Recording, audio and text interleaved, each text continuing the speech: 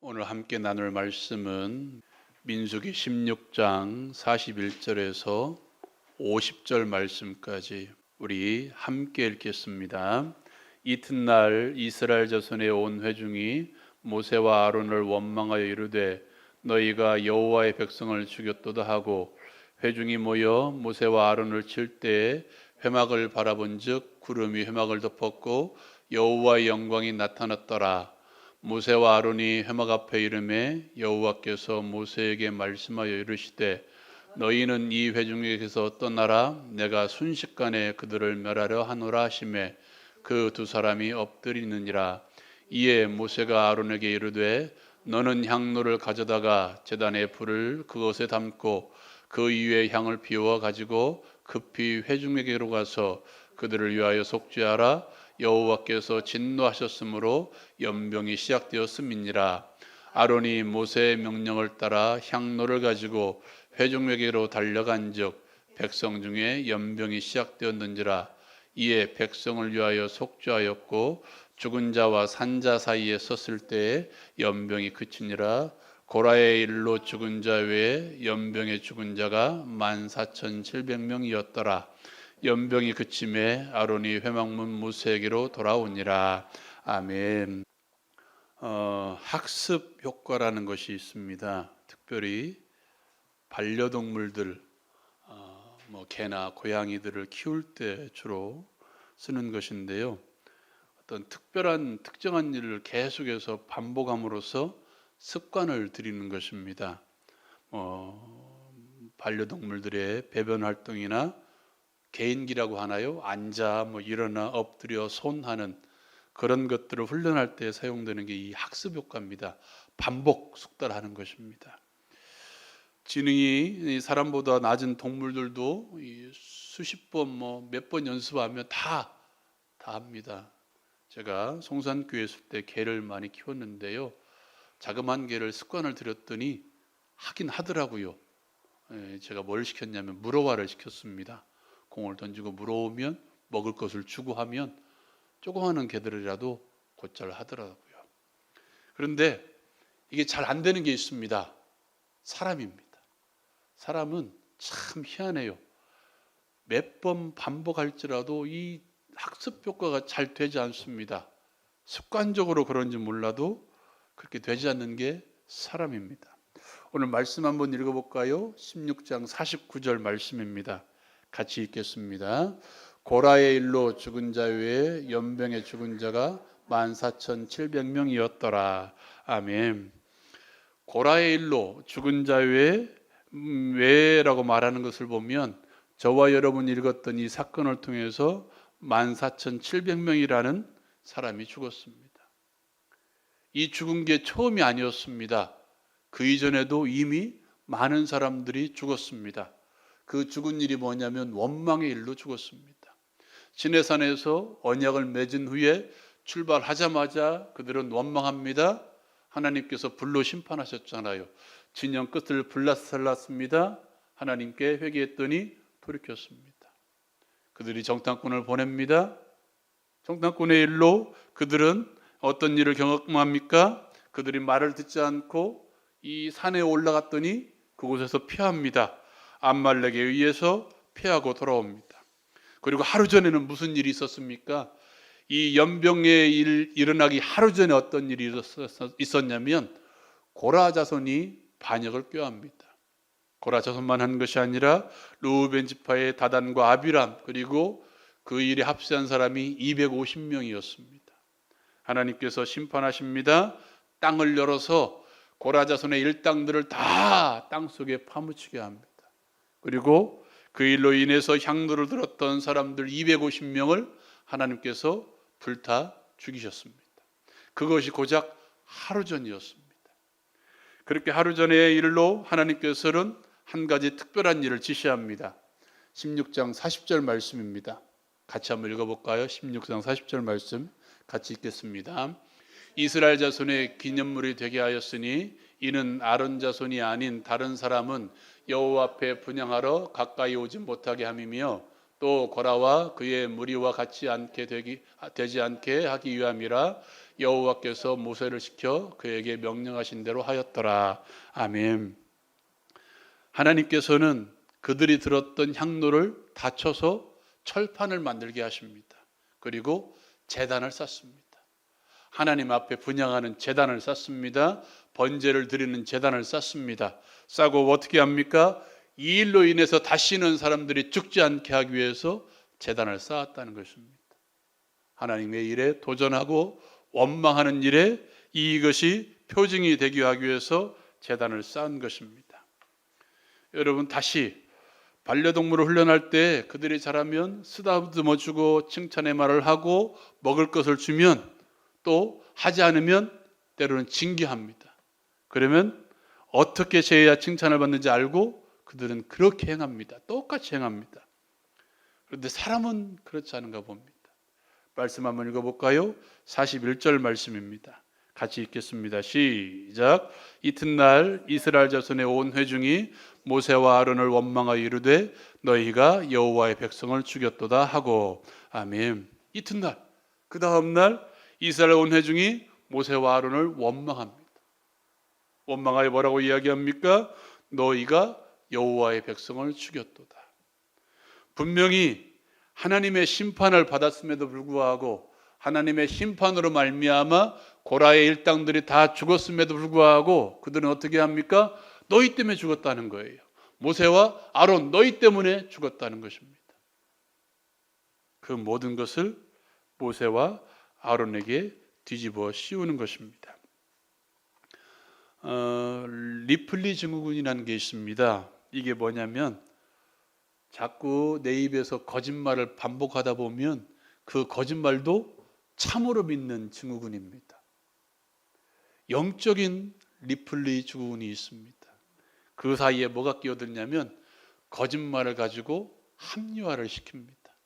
또 하나 뭐가 끼어드냐면 그 거짓말을 다른 사람의 일로 책임을 전가시킨다는 것입니다. 오늘 분명히 이 모든 일들의 잘못은 이스라엘 백성들과 고라 일당들이 잘못했습니다. 그럼에도 불구하고 합리화시킵니다. 더 나아가 책임질 사람을 찾고 그들에게 전가시킵니다. 그 사람이 누구였습니까? 모세와 아론이었습니다. 자신들의 모든 잘못을 모세와 아론에게 뒤집어 씌운 것입니다. 말씀 한 구절 읽어볼까요? 16장 21절 말씀입니다. 16장 21절 말씀 같이 읽겠습니다. 시작. 너희는 이 회중에게서 떠나라. 내가 순식간에 그들을 멸하려 하노라. 아멘. 이 말씀이 어디의 말씀이냐면 이 모세와 아론의 권위에 도전하는 고라 일당들을 심판하려고 나타나신 하나님께서 먼저 하신 말씀입니다. 잘못은 고라와 그 일당들이 잘못했음에도 불구하고 하나님께서는 이 온 회중을 치겠다라고 말씀하십니다. 분명 잘못은 고라 일당들이 했음에도 불구하고 하나님께서는 이스라엘 백성들 전체를 심판하시려고 합니다. 왜 그랬을까요? 오늘 저와 여러분 읽었던 이 말씀들, 41절 말씀, 하나님 앞에 이 이스라엘 자손들이 모세와 아론을 원망했던 이 말씀과 이어서 보면 그 당시에도 잘못했다는 것입니다. 무슨 잘못이었습니까? 여러분 한번 생각해 보십시오. 고라 일당들이 잘못했다고 판단한다면 어떻게 해야 될까요? 이렇게 해야 될 거예요. 당신이 잘못이다. 왜 모세와 아론의 권위에 도전하느냐? 하나님께서 주신 권위에 불구하고 왜 너희들 도전하느냐? 너희들이 잘못했다라고 분명히 말해야 될 것입니다. 그런데도 이들은 뭐였습니까? 침묵했습니다. 그들의 도전에, 그들의 반역에 침묵했습니다. 침묵했다는 것은 무슨 뜻인가요? 암묵적으로 동의했다는 거예요. 고라와 그 일당들의 반역에 이스라엘 백성들이 동의했다는 것입니다. 하나님께서는 그들을 치려고 합니다. 하나님께서는 기도합니다. 모세와 아론은 기도합니다. 그 기도 가운데 하나님이 응답하시고 그때에는 고라 일당들만 쳐서 심판하셨습니다. 오늘 똑같은 일이 다시 일어나고 있습니다. 그들은 모든 책임을 누구에게? 모세와 아론에게 전가시키려고 하는 거예요. 자신들의 잘못을 모세와 아론들에게 전가시키고 자신들은 아무런 잘못이 없다고 지금 말하고 있는 것입니다. 이게 사람들이 흔히 하는 잘못입니다. 어쩌면 예수 믿는 사람들도 이런 잘못을 저지르지 않나 생각합니다. 죄에 대한 합리화를 시키고 죄에 대한 책임을 나에게 지는 것이 아니라 다른 사람들에게 전가시키는 이 범죄. 사랑하는 여러분, 예수 믿는 사람들은 끊임없이 문제의 원인을 자기에게서 찾아야 됩니다. 합리화시키는 것이 아니라 어떠한 문제가 생길 때마다 이 잘못은 나에게서 그 원인을 찾아야 되는 것입니다. 무조건 내 잘못이다 하는 것도 문제가 되겠지만 자신의 잘못을 다른 사람에게 넘기는 것은 더 큰 잘못이라는 것입니다. 어떤 사람과 문제가 발생했습니까? 그렇다면 원인을 나부터 찾아보시기 바랍니다. 내가 무슨 잘못을 저지르지 않았는지, 내가 무슨 말에 실수하지는 않았는지, 나의 잘못된 행동, 잘못된 생각, 잘못된 말로 인해서 이런 일들이 생기지 않았는지 먼저 나를 돌아보십시오. 원인을 나에게서부터 찾아보십시오. 내 탓이요 하는 말이 있습니다. 그리고 먼저 인정하십시오. 상대방과의 관계에서 문제가 발생한다면 먼저 나의 잘못을 인정하십시오. 내가 이렇게 했기 때문에 이런 문제가 발생했다라고 그 사람에게 이야기하는 거예요. 나의 속으로만 생각하는 것이 아니라 내가 이런 실수를 했기 때문에 이런 상황이 발생했다라고 먼저 인정하는 거예요. 그것이 그리스도인들이 문제를 해결하고 관계 회복을 하는 태도입니다. 오늘 말씀에서 모세와 아론을 보시기 바랍니다. 45절 말씀입니다. 45절 말씀 같이 읽겠습니다. 시작. 너희는 이 회중에게서 떠나라. 내가 순식간에 그들을 멸하려 하노라 하시매 그 두 사람이 엎드리느니라. 아멘. 사랑하는 여러분, 분명히 이스라엘 백성들이 잘못했죠. 자신의 허물을 누구에게 넘겼습니까? 모세와 아론에게 넘겼습니다. 모세와 아론이라면 어떤 생각을 가져야 될까요? 이 인간들이 또 나에게 넘기네 하고 하나님께 하소연해야 될 것입니다. 근데 하나님이 먼저 음성을 들립니다. 내가 순식간에 그들을 멸하려 하노라 하는 순간에 이 둘은 어떻게 했습니까? 엎드렸다고 이야기합니다. 엎드렸다고. 왜 엎드렸습니까? 덫이라고? 저들을 심판하라고? 아니요. 그들은 끊임없이 이스라엘 백성들을 위해서 기도한 것입니다. 저들의 허물을 용서해달라고 기도한 것입니다. 예수님이 십자가상에서 말씀하셨던 그 말씀처럼 스데반 집사가 자신을 돌로 치는 그 사람들을 위해서 기도한 것처럼 아버지여 저들의 죄를 용서하옵소서, 저들은 자신들이 하는 일을 모릅니다라고 기도했던 그 기도처럼 모세와 아론도 지금 똑같이 하고 있는 거예요. 저들을 용서해달라고, 심판을 면해달라고 지금 엎드려 기도하고 있는 것입니다. 그러나 하나님은 심판을 진행하시죠. 참고 또 참으시다가 이제는 심판하십니다. 46절 말씀입니다. 같이 한번 읽어볼까요? 46절 말씀 같이 읽겠습니다. 시작. 이에 모세가 아론에게 이르되 너는 향로를 가져다가 제단에 불을 그것에 담고 그 위에 향을 피워 가지고 급히 회중에게로 가서 그들을 위하여 속죄하라. 여호와께서 진노하셨으므로 연병이 시작되었음이니라. 아멘. 이들은 엎드림만으로 멈추지 않습니다. 어떻게 합니까? 심판이 시작될 때 모세는 아론에게 말합니다. 회중을 위해서 속죄하라. 향로를 들고 가서 그들을 위해 불을 담고 그들을 위해서 속죄하라 라고 이야기합니다. 아론은 그대로 시행합니다. 회중을 위해서 속죄하고 연병으로 죽은 자와 산 자 사이의 경계에 섭니다. 말씀 한번 읽어볼까요? 48절 말씀 같이 읽겠습니다. 시작. 죽은 자와 산 자 사이에 섰을 때 연병이 그치니라. 아멘. 여러분, 지금 아론이 서 있는 곳을 보십시오. 어디입니까? 먼 곳입니까? 회막문 앞이었습니까? 아니요. 죽은 자와 산 자 사이에 경계에 섰습니다. 연병이 계속되는 그 현장에 섰다는 거예요. 하나님의 심판이 계속되는 그 현장에, 어쩌면 자신도 연병으로 말미암아 죽을 수 있는 그 현장에 아론은 서 있었다는 거예요.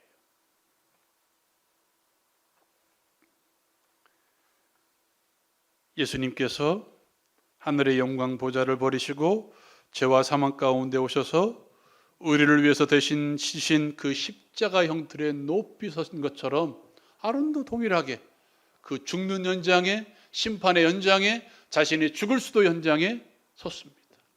누구를 위해서? 이스라엘 백성들의 속죄를 위해서.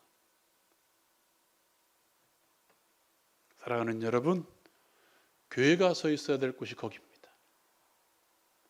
내가 서 있어야 될 곳이 거기입니다. 예수님이 저와 여러분들을 위해서 십자가를 지신 그 형틀에 우뚝 서신 것처럼 우리가 서 있어야 될 곳도 바로 거기라는 사실입니다. 죄와 사망 가운데 있는 그들을 위해, 여전히 죽음 가운데 머물러 있는 그들에게 우리는 서 있어야 됩니다. 그냥 아니요. 아론이 속죄하고 서 있던 것처럼 우리도 속죄의 어린 양 되신 예수 그리스도의 이름을 들고 거기 서 있어야 된다는 사실입니다. 세상 가운데 생명의 복음을 들고 예수 그리스도의 십자가를 들고 죽음 가운데 있는 그들에게 생명의 복음을 전하는 그 현장. 사랑하는 여러분, 우리는 교회 안에서만 소금이 되어서는 안 됩니다. 같이 예수 믿는 사람들끼리만 모여서 우리가 안에서 예수님을 찬양합니다, 예수님의 사랑을 논해서는 안 된다는 거예요. 세상을 향해서 주를 소개하고 하나님을 향해서 그들을 위해서 기도하는 그 자리가 우리가 서 있어야 될 자리입니다. 사람들에 의해서 창피를 당할 수도 있습니다. 예수님이 복음을 전한다고, 예수 믿는다고 우리를 향해서 손가락질 할 수도 있습니다. 복음을 전하는 그 현장에서 우리에게 창피를 줄 수도 있습니다. 때로는 어려움을 당할 수도 있습니다. 그럼에도 불구하고 우리는 그 자리에 서 있어야 됩니다. 사랑하는 여러분, 지금 여러분들은 어디에 서 있습니까? 나의 잘못을 합리화하고 나의 잘못을 다른 사람들에게 떠넘기고 있는 그 현장이 우리가 있는 현장입니까? 속죄의 은혜를 들고 어쩌면 죽음을 무릅쓰고 산자와 죽은 자 사이에 선 아론처럼 우리를 위해서 십자가에 우뚝 서신 예수님처럼 생명의 십자가, 생명의 죄를 들고 그들을 위해서 기도하며 그들에게 생명의 주 되신 예수 그리스도를 증거하는 자리에, 그 자리가 여러분의 자리가 되시기를 주님의 이름으로 축원드립니다. 사랑하는 여러분, 이 시간 우리 함께 기도하십시다. 여러분, 우리의 손에는 항상 생명의 주 되신 예수 그리스도, 나를 위해서 십자가를 주신 그 예수 그리스도 복음이 들려 있어야 됩니다. 내 주변에 믿지 않은 자들을 위해서 복음을 전하는 자리가, 그 자리가 바로 저와 여러분들이 서 있어야 될 자리입니다. 아론이 생명을 무릅쓰고 죽음을 무릅쓰고 죽은 자와 산 자 사이에 선 것처럼 우리도 이제 복음을 들고 아직도 죄와 사망 가운데 있는 그들에게 복음을 전하는 자리, 그 자리에 서 있어야 됩니다. 여러분, 이 시간 기도하십시다. 먼저 기도하십시다. 내 주변에 믿지 않은 영혼들을 위해서 기도하십시다. 아버지여, 저 영혼 불쌍히 여겨달라고, 이제는 생명의 주 되신 예수 그리스도를 영접하게 해달라고 이 시간 기도하십시다. 그리고 우리는 입을 열어 복음을 전하는 그 자리에 우리가 항상 있게 해달라고, 저들이 듣든지 아니 듣든지 이제는 복음을 전하는 우리 모두가 되게 해달라고 이 시간 우리 합심해서 함께 기도합니다. 다 같이 기도하겠습니다. 아버지 하나님 감사합니다.